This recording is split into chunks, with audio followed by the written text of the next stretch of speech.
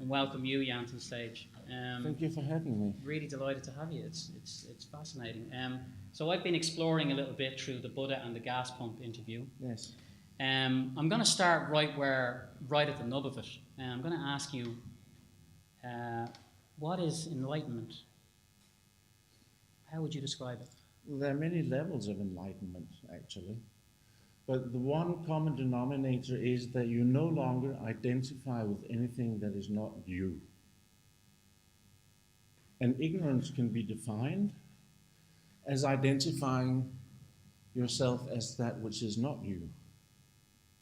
You think you're your thoughts, or you believe or identify with them, and your emotions and your body and your job, and it's all nonsense.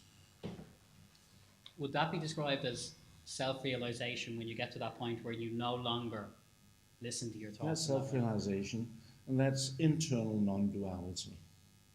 Because you've realized the absolute unmanifest pure being within yourself, and realize that to be your true self, your very nature. And does it follow the bliss that you've talked about? Do you live in a state of bliss? Or Yes. You do? Yeah. Are you feeling bliss right now? Yeah. I'm not feeling too bad myself, actually. Can you... This can turn into a comedy show sometimes.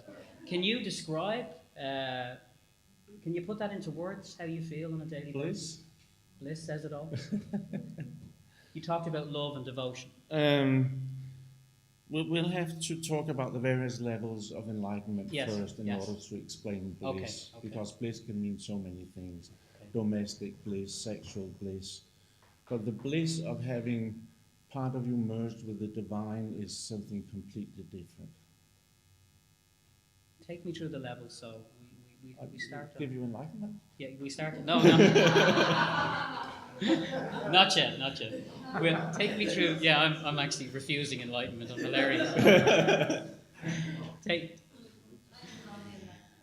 Yeah. No, there are many phases you go through on the spiritual journey, and the first is a radical reorientation away from identification with the non-you towards seeking the real self. And we could call that awakening. I know other people use the word awakening differently, but that's how I use it, because you awaken to the search for the true self, for enlightenment, and you die to believing that eternal happiness comes from amassing possessions or sex or whatever. So the next phase is transcendental consciousness, when you begin having some experiences. Like we have a model with two lines, and this is the ego, this is the borderline between the relative and the absolute, and down here we have the self. When you begin to meditate and you have a few glimpses of this down here, you get transcendental consciousness. But you're not realized in any degree. It's just a deepening of your, let's say, intuitive sense of what the meaning of spirituality is, because you've begun to get some direct experiences of the real deal.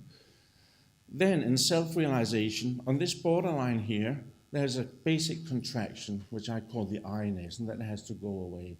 And when that collapses, your self-awareness merges back into the void of the self.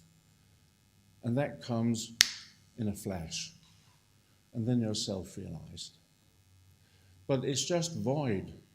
There's no love, bliss, devotion in it at all. It's just pure being, pure consciousness. Can you give me an example of anyone who is self-realized at the moment?